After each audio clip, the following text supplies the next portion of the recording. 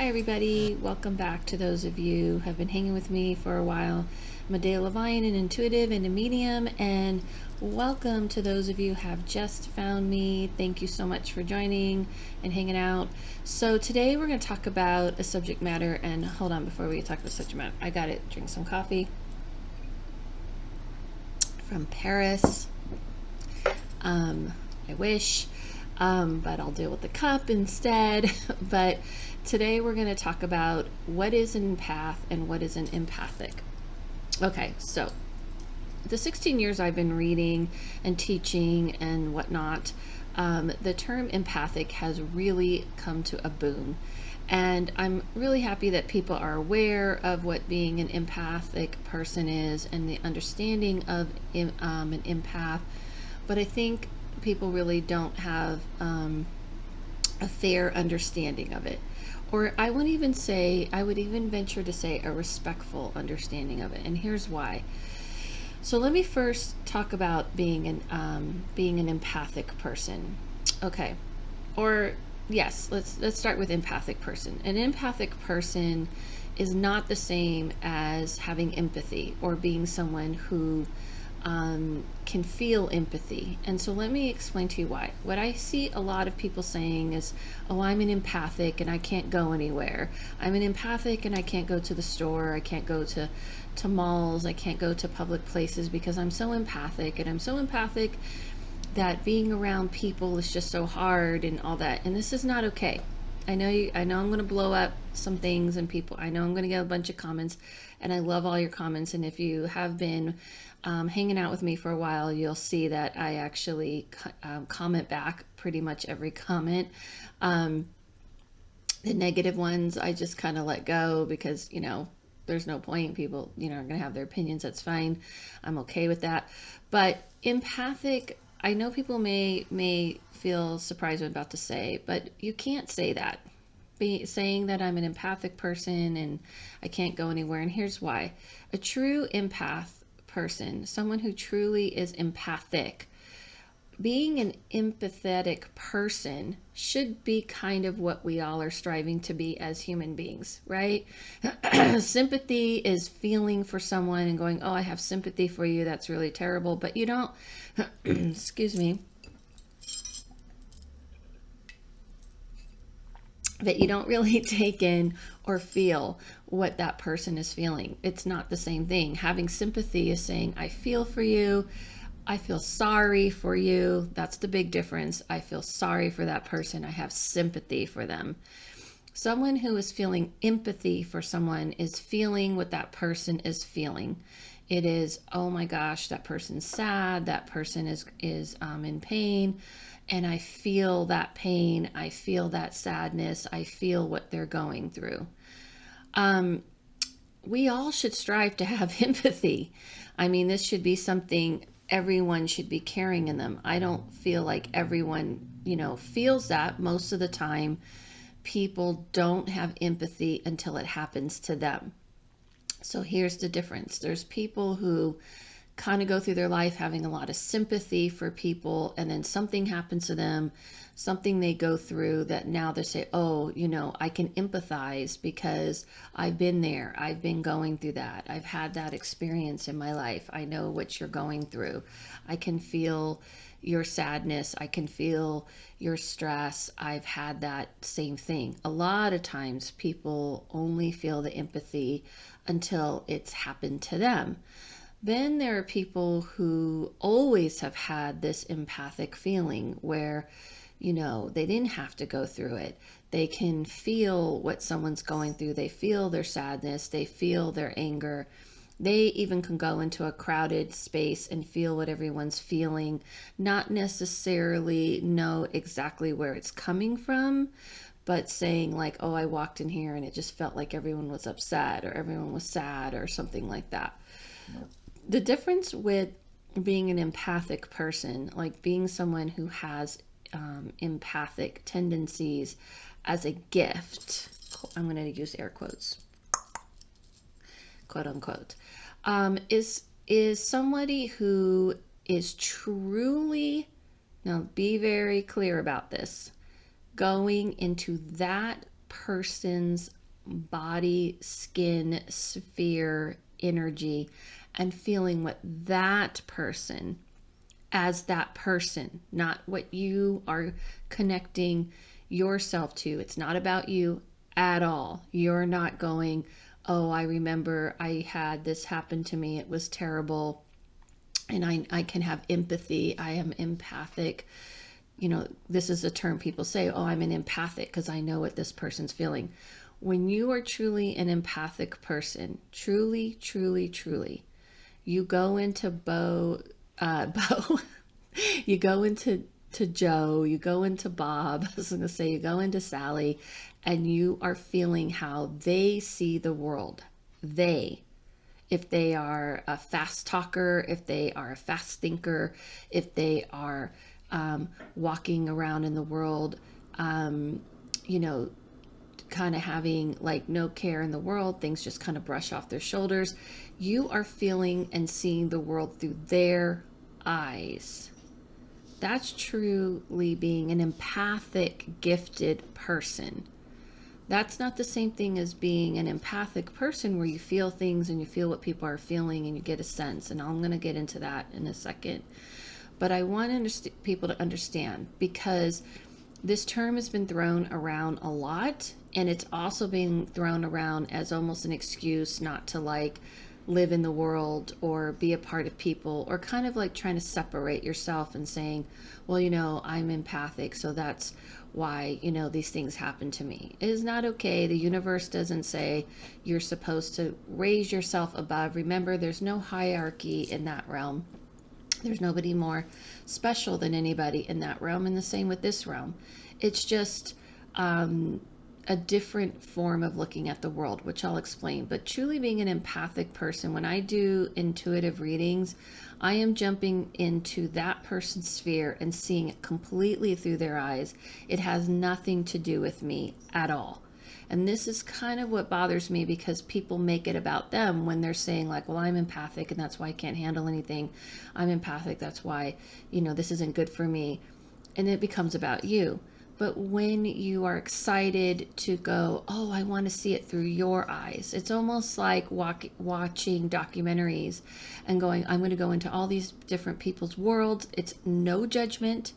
There's no judgment. And I see a lot of judgment when people are saying they're empathic, because they're like, well, I'm empathic and that's why this person's bad for me. That's judgment. There's actually no judgment. It's seeing it through them. It's kind of like jumping into their body.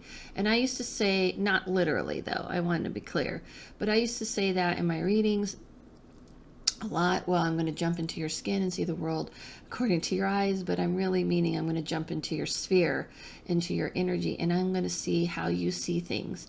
And we learn this way. We learn about the world because we all think we're seeing the world the same, and we are not. We are not seeing the world the same. We think if we're looking at the same tree at the same time that person is seeing what you're seeing, but they are not. They're seeing it through their core self, their true self, how they tick, how they see the world. That's how they're going to see that tree, not the way you see it. And so when you truly are being empathic, you're allowing yourself to see it through another person's eyes. Having an empathic feelings towards people and walking into a space and you're overwhelmed. Yes, can you feel the sadness in the room? I hope so. Yes, can you feel what someone's going through? That is awesome. That means people are sensitive, they're aware, they're not just walking into a space and not being like aware of the energy. We all have this to a certain degree. People will walk into a space and say, I get a vibe, I get a vibe, I get a feeling, it doesn't feel right, and all that kind of stuff, right? And that's just people kind of picking up on the energy in the space, the people. If there's some kind of sadness going on, they're feeling the sadness. They're not just like non-feeling. And sympathy is just kind of removing yourself a little bit. You may even feel that towards someone you have disdain for, like, oh my gosh, I really just don't like this person, but I do have sympathy for them. But truly having empathy is not just about other people, but it's also having empathy for yourself, which a lot of people tend to forget that part. You have to have empathy for yourself, meaning you have to feel like, listen, I can see what's going on inside. It's almost like having self-awareness, self-consciousness, and saying, I realize that I'm having an awareness of my behavior. I'm having empathy for myself of where it comes from. I understand it. I know why I'm acting this way, and I'm having empathy for myself, but I'm trying to have a self-awareness about it and why and things like that. And people tend to a lot of times forget that. Now, if you are watching this and you're saying, oh, that's me, I'm an empathic person, I see things through people's eyes, the most important part of truly being an empathic person is being humble, truly humble, where you're not pumping yourself up to saying, I'm so sensitive, so much more than everyone else. Because honestly, from what I have seen from reading, everybody is suffering some pain. Everyone is feeling much deeper than they are showing. So just because someone isn't wearing it on their sleeve, don't think that they are not feeling something as much as you are. It's just other people allow those feelings to come forward, and some people have gotten really good at nixing them and boxing them up and masking them. And so it's really important not to turn this into, I am more special than, and therefore I can't handle this and I can't handle that. So here's the two other things I want to say. One, if you truly feel that you're an empathic person, you need to hone it. You can't just sit around and say, I'm empathic, I feel whatever people are feeling. It's something you have to learn to master, actually. You have to learn how to jump into someone's skin if you truly are seeing it from their eyes and not keep comparing it to yourself. If you truly are seeing it from their eyes and not keep comparing it to yourself, then it's something you need to hone and learn to master, because you should be able to jump into that sphere and jump out. And you also can create like a glass wall between you and others as you walk into a space. You need to, hello, this is my kitty, right on time, a glass wall between you and other people. So if you saying, oh, Adela, but it's really hard for me, I go into spaces and I feel things, okay, I get that, I understand that. So you have to master learning how to not absorb it. Here's the other thing where a lot of people think, if they're this way and they want to feel and kind of read people in a sense, they're like, oh, well, I just kind of jump into people and I feel everything they're feeling. You're not supposed to jump into people and absorb it. When I mean you jump into people, it means you jump in, try their suit on, and you jump out. You leave them alone. You don't pull on them. So I hear a lot of people saying things like, oh, but I'm empathic and that's why I like to suck up all of what they're feeling. No, it's not for you to do that. You need to give people space. You need to give them privacy. And I'm sure you want the same thing back. So you know how people can kind of feel like they're pouring. I can tell when I'm reading someone and they're pouring their energy into me. I'm like, you got to back off. You got to pull back. So you don't need to like pour yourself into a person's energy. What I'm talking about is you jump in, you take a look around, and you jump out and you leave them be. You don't take other people's stuff with you. You don't. It is not for you to say, oh, well, I'm empathic and that's why I take people's stuff on. Well, you got to work on that. You got to work on that. It's just like space and boundaries. If you're, constantly, walking up to someone and talking to them like this, someone's going to say, hey, you need to learn space and boundaries. You need to back off and give me space. It's the same thing with energy. You got to work on that. If you feel like you want to always absorb people, then you need to work on that. That's something to do with you, because it's not for you to absorb them, because you're actually pulling energy from them. And you're not being a hero by taking on all of their emotions and their feelings and their problems. Just because you see and feel what somebody is going through doesn't mean it's your job to have to fix it. And that's the difference. So if you want to walk through the earth by, looking and feeling what people are going through, just imagine a glass wall between you and others, and whatever they're feeling and going through, it bounces off the glass wall back to them. and you don't need to absorb it. And that's a way to protect yourself, waking up every day with awareness that you're sensitive and that you sense things and you feel things, and you may have a lot of empathy for people. But it's not, I always say this, not everybody's gonna need to be a master piano player. We all can have the ability to feel and sense things, but not everyone's going to professionally be a be a professional piano player. So truly, to me, being an empathic person and trying to read people or help people, it's a form of mastering, and that's the most important part.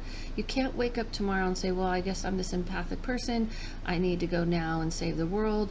Reading, magic, all these things take time to hone and hone and hone. It's a dedication. But if you're looking at this and you're like, listen, I'm just very sensitive and I feel things a lot, well, you need to learn how to honor it, and you need to learn how to create boundaries for it. Just like anyone else, if someone has a sensitivity to smell, a sensitivity to touch, they kind of learn this about themselves, and they kind of walk through the world with this understanding, and they learn how to deal with it. It's the same with this.